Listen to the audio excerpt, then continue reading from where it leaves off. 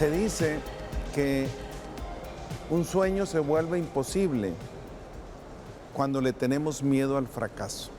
Cuando tenemos temor al fracaso, se nubla todo, se obstaculiza todo. Y quiero empezar con una historia, la historia de Nasir. Nasir era un joven que tenía muchas ocurrencias. Alguien decía que estaba loco. Y un día Nasir va a la plaza de su pueblo y en el centro de la principal plaza envuelve a escondidas un anillo de diamante, un anillo de compromiso en un pañuelo y lo levanta en alto y dice: el día de hoy voy a hacer un concurso. Aquella persona que adivine lo que está dentro del pañuelo, que viene siendo un anillo de compromiso, se lo voy a regalar. Y la gente se queda sorprendida y dice: pues está tonto, ¿qué le pasa? Nos está diciendo que hay, pero nadie decía nada. Aquella persona que adivine lo que tengo dentro de este pañuelo, que es un anillo de compromiso, se lo voy a regalar. Y seguía diciendo: lo que tengo dentro de este pañuelo es algo que el hombre se arrodilla para dárselo a la mujer a la hora que quiere que se case con ella. Lo dijo todo bien clarito. Y está, díselo y dice, explica todo y nadie dice nada. Al final abre el pañuelo y está un anillo con un diamante precioso. Y él dice: ¿por qué nadie se atrevió a decirlo? Dice: porque son unos cobardes, porque tienen miedo al fracaso, porque tenían miedo a hacer el ridículo de que a lo mejor no estaba. Equivocarse. Pero aquí estaba, dijo. Yo lo dije lo que estaba. Muchas veces, por ese miedo que tenemos, no logramos las cosas. Una analogía del fracaso es como un juego, un videojuego de niveles. ¿Qué es lo que pasa en un videojuego de niveles? Intentamos en un nivel, fracasamos, cometemos errores y hasta que pasamos al siguiente nivel estamos tratando y tratando y tratando. Pasamos a otro nivel y volvemos a fracasar. Y la vida de eso se trata de fracasar para llegar a tener éxito. De alguien que podemos aprender muchísimo es de un niño de los 8 meses al año y tantos meses para aprender a caminar. Claro. ¿Qué es lo que sucede cuando un niño va a aprender a caminar? Pues se cae varias veces, muchas veces, llora, y luego ya no quiere, tal vez le da temor, prefiere estar haciendo lo que hacen los bebecitos, ¿no? O puede tener miedo y no arriesgarse, ¿no? Porque pues si le dio miedo al caerse, va a decir: no, pues mejor ya no le doy por ahí, o de esa manera no, porque me da miedo que me vuelva a pasar. Pero todos nosotros fuimos bebés. Todos nosotros aprendimos a caminar. ¿Y por qué caminamos? Porque intentamos, por más miedo que nos da, a final de cuentas, hay ciertas actividades que el bebé desarrolla para desarrollar sus destrezas y ayudarle a caminar. Pero aprendemos mucho de ellos. Desafortunadamente, el fracaso se ve con una connotación negativa la mayoría de las veces. En esa connotación negativa no ayuda porque nos causa un pavor. Pero hay varios beneficios que necesitamos entender del fracaso. Uno de ellos es una oportunidad para reconocer en lo que estamos fallando. Nos da la oportunidad de quitarnos nuestra prepotencia, nuestro ego y decir: cometí un error, estoy fracasando en esto, ¿qué puedo hacer? Nos ayuda a prevenir en un futuro que no vuelva a pasar lo mismo. Nos va preparando, nos ayuda a planear. Los fracasos nos ayudan a planear. Pero hay una parte muy importante que nos ayuda a reflexionar. ¿Por qué fracasé? Me empiezo a cuestionar. Yo quisiera contarles aquí un ejemplo que por un lado me da un poco de vergüenza y por otro lado me da orgullo. Las dos cosas al mismo tiempo. Cuando yo era estudiante de doctorado, llevaba una clase de simulación discreta con ecuaciones diferenciales, una clase bastante complicada. En esa clase, en ese curso había estudiantes de doctorado, de maestría y había una estudiante de licenciatura que lo llevaba como clase de honores. Okay. En ese curso había actividades que se desarrollaban, había un examen de medio término y un examen final. En las actividades que se desarrollaban, yo iba bastante bien. Llega el examen de medio término, y ¿cuál fue mi pena? Que fui el más bajo de todas las calificaciones. Saqué un 40 sobre 100. Y la estudiante de licenciatura sacó como 68 y fue la calificación más alta. Ok. El maestro llega muy molesto, el doctor Clark, y dice, ¿cómo es posible que la estudiante de licenciatura haya sacado mucho más que todos ustedes? Yo veo mi examen y veo cómo fue calificado, y después voy a su oficina y le dije, no vengo a reclamar puntos, vengo a entender por qué me equivoqué. Tardé como hora y media y no me convenció porque yo estaba equivocado. Me dijo, léete esos 3 artículos bastante complejos. Voy y los leo y después de unas 2 semanas entiendo cuál fue la equivocación. Nadie lo había Sí había errores no había sido mal calificado. Entonces. No había sido mal calificado. Okay. Viene el examen final y a la hora que presentamos, él ponía sus calificaciones en la puerta ya que ya no había más clases.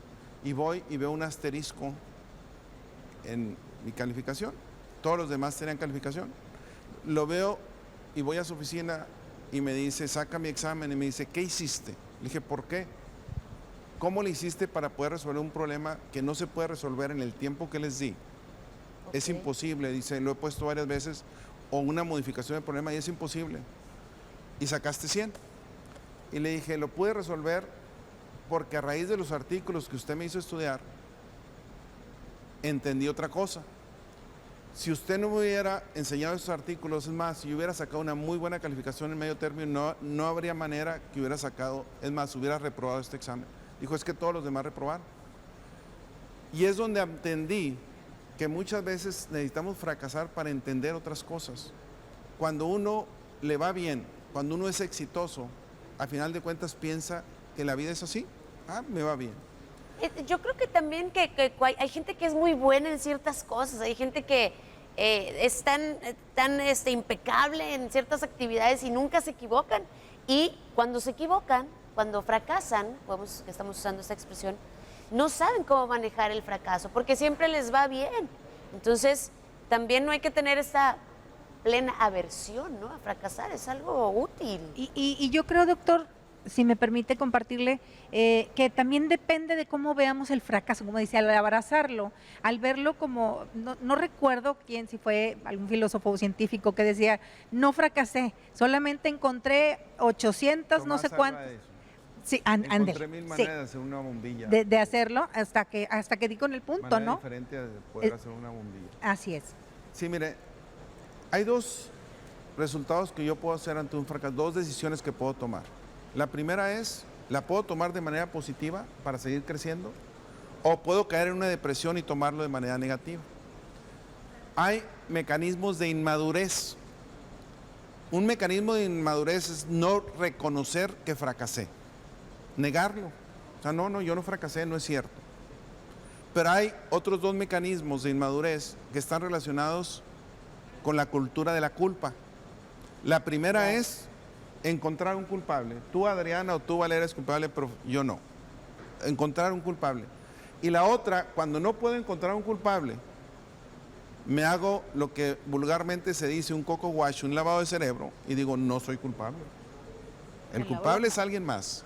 Pero eso nace y surge en el hogar, ¿no? En las enseñanzas de cómo manejamos, cómo los padres manejan en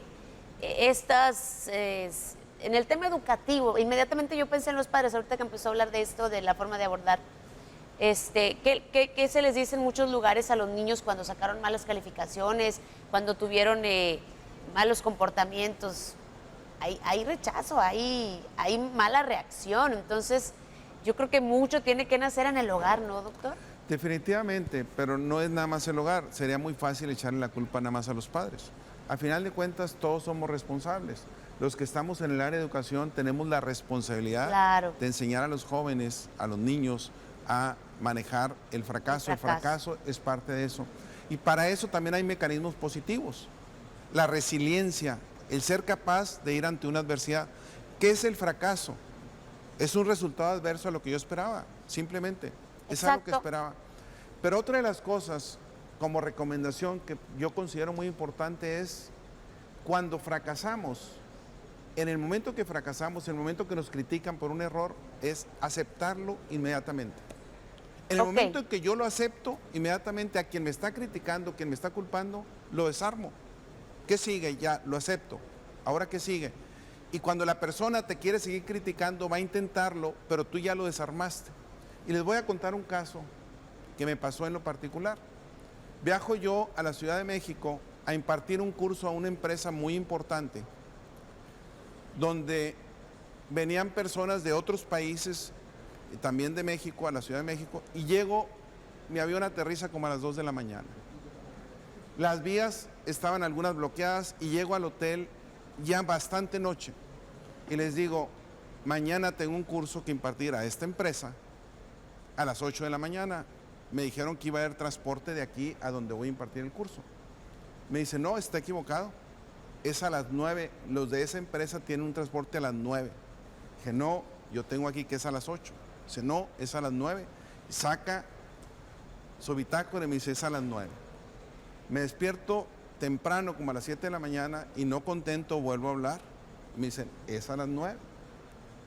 Resulta que de todos modos voy al lobby a las 8 a ver si había transporte o algo. Como a las 8:15 recibo una llamada de una persona enojadísima, ¿por qué no estás en el curso? O sea, ¿qué sucede? Aquí estamos. Tomo un taxi, llego y regañándome y criticándome que por qué era posible, cómo era posible, porque me estaban pagando bastante bien como consultor. Y le digo, ¿podemos detenernos? Me dejan trabajar con la gente y después arreglamos el problema. Entro y lo primero que les digo, mi responsabilidad, me equivoqué, vamos a trabajar, la hora que perdimos yo la respondo, yo la voy a reponer con estas cosas. Terminamos el curso de 2 días y ya cuando termina, ahora sí les digo, vamos a platicar. Le digo, tomé la responsabilidad ante la gente, pero no la tomo ante ustedes. Ustedes se equivocaron porque me pusieron en otro hotel y al ponerme en otro hotel era la salida a las 9 para esta empresa, no a las 8 como en otro lado. ¿Se responsabilizó? Entonces, esa es una de las partes que tenemos que aceptar, el responsabilizarnos por lo que tenemos.